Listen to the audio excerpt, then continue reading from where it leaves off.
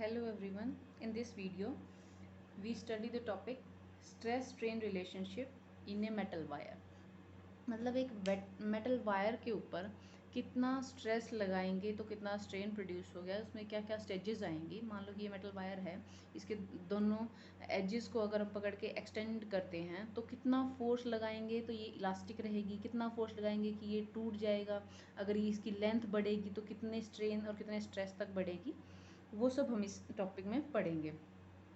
तो सिंपल एक रिलेशन होता है मेटल वायर का, वो है कि फर्स्टली जब स्ट्रेन कम प्रोड्यूस होता है, स्ट्रेस लगाएंगे, फोर्स लगाएंगे, स्ट्रेस होगा फोर्स बाय एरिया, तो फोर्स पर यूनिट एरिया जैसे जैसे बढ़ाते जाएंगे वैसे वैसे उस मेटल वायर के अंदर स्ट्रेन बढ़ता जाएगा।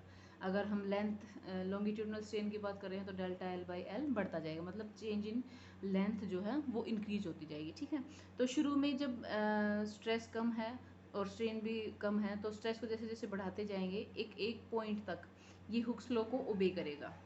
ठीक है, हुक्स लॉ क्या कहता है? Stress is directly proportional to strain, stress is directly proportional to S T R strain. S T S mean stress और S T R mean strain. ठीक है, तो ए पॉइंट तक तो ये हुक्स लॉ को फॉलो करेगा, लेकिन उसके बाद अगर हम स्ट्रेस को इंक्रीज करते हैं तो उस टाइम पे इसमें कुछ डिफॉर्मेशन रहती जाएगी। मतलब अगर ए के बियॉन्ड हमने फोर्स लगाया और फिर उस फोर्स को हटाया तो वो बॉडी मतलब वो मेटल वायर अपनी ओरिजिनल पोजीशन गेन तो करेगा, लेकिन अब्रप्टली नहीं करेगा। जैसे उस वायर को छोड़ेंगे तो कुछ ना कुछ उसके अंदर परमानेंट टाइप का जो लेंथ है, चेंज इन लेंथ वो रह जाएगा, लेकिन थोड़े टाइम बाद वो उस चेंज को एब्जॉर्ब कर लेगा और ओरिजिनल लेंथ आ जाएगी। ठीक है, तो एक बी पॉइंट है जहाँ तक ये इस तरह का बिहेवियर दिखाता है, लेकिन ये हुक्स लॉ के अकॉर्डिंग नहीं होता, ये स्ट्रेट लाइन नहीं, यहाँ पे थोड़ा सा कर्व नेचर आ जाता है इस ग्राफ का। ठीक है, तो जो ए पॉइंट था जहाँ तक ये हुक्स लॉ को ओबे करता है उस ए पॉइंट को बोलते हैं प्रोपोर्शनैलिटी लिमिट। मतलब यहाँ तक स्ट्रेस और स्ट्रेन प्रोपोर्शनल रहते हैं, लेकिन जैसे जैसे उसके ऊपर जाते जाएंगे तो उसकी इलास्टिसिटी तो मेंटेन रहेगी, बी पॉइंट तक उसकी इलास्टिसिटी मेंटेन रहती है। तो उस बी पॉइंट को क्या बोलते हैं? इलास्टिक लिमिट या फिर यील्ड पॉइंट। ठीक है, उसके बाद अगर हम फर्दर फोर्स को और बढ़ाएंगे तो क्या होगा? अचानक से उस बॉडी के अंदर परमानेंट डिफॉर्मेशन प्रोड्यूस होना स्टार्ट हो जाता है। देखो यहाँ से हम देख भी सकते हैं कि फोर्स बिल्कुल थोड़ा सा इंक्रीज हुआ है, मतलब स्ट्रेस बिल्कुल थोड़ा सा इंक्रीज हुआ है और उसके कोरस्पॉन्डिंग स्ट्रेन बहुत ज़्यादा आ रहा है।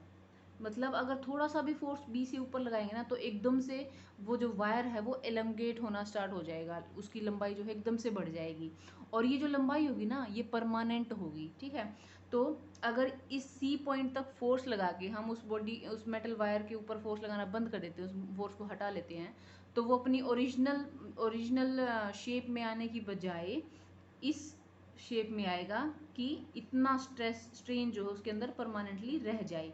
मतलब अगर ये चेंज है डेल्टा एल डैश, तो अगर पहले था उस वायर की लेंथ थी एल, तो अब सी पॉइंट तक फोर्स लगाने के बाद जब हम उस फोर्स को हटाएंगे तो इसकी लेंथ कितनी बचेगी?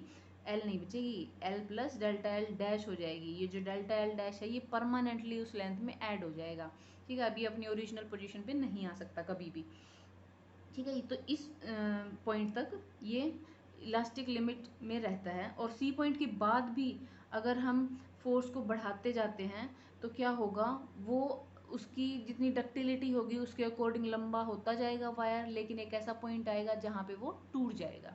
ठीक है, तो इस डी पॉइंट को क्या बोलते हैं? Fracture point.